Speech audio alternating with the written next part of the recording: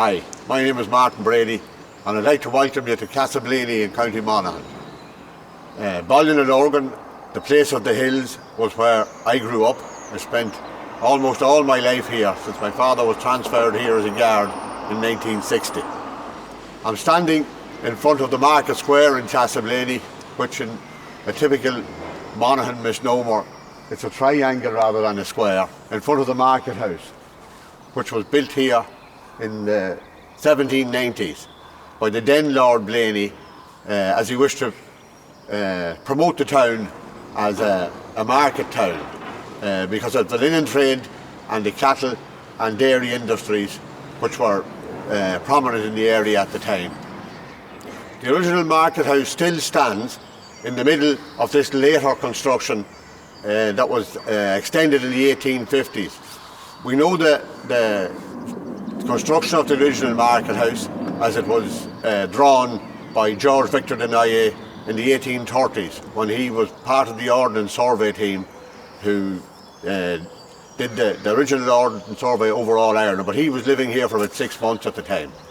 The library, as we call it, and the 3 additional parts were added in the 1850s when Henry Thomas Hope came to live in the town, and he was an industrialist, financier, and he bought the Blayney estate in the 1850s, and as his wife was French, he embellished the market house in the style of a French Hotel de Ville, which is the town halls in France, as she was of French origin. Over the next few days, I'll take you on a few walks around the local area and show you the landscapes and the history that has shaped my love of local history and love of the town and area of Castleblayney.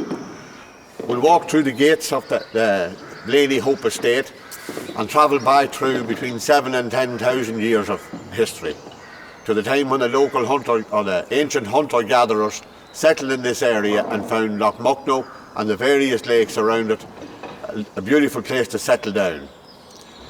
We'll also move on from that to the stories of Culloville and the Red Branch Knights when the province of Ulster, which was the most powerful of all the 5 provinces of ancient Ireland, ruled this whole area. We'll hear how the megalithic farmers settled here and built the tombs which cover this whole eastern part of Ireland from those at Note, Dote, Newgrange to Sleevegullion and Mullyash, which is about 3 or 4 miles out to my left-hand side here. We'll hear the story of how Culloville and the Red Branch Knights ranged over this whole area of north eastern Ireland, and how that mythology has also shaped our love and understanding of the area that's around us.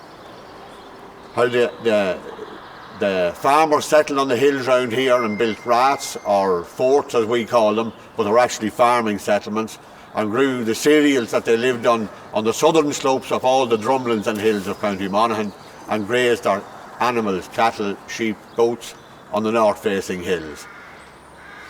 How the Christian monks settled on the monastery on the far side of the lake.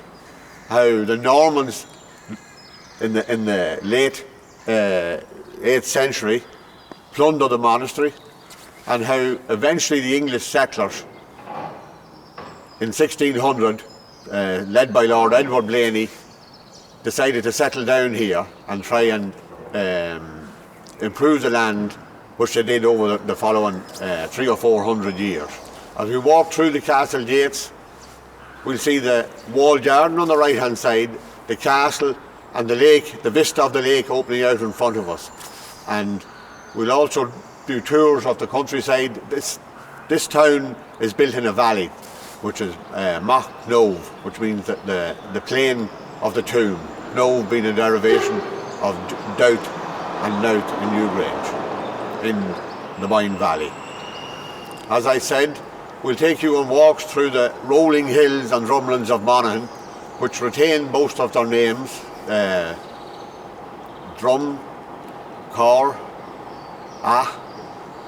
all the townlands around here still retain their ancient Irish names, as this place was never settled by the either the Normans or the English until the late 16th century.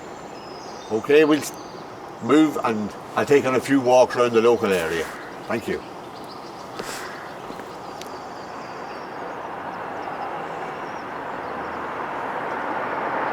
I think we're busy this morning. We're busy this morning.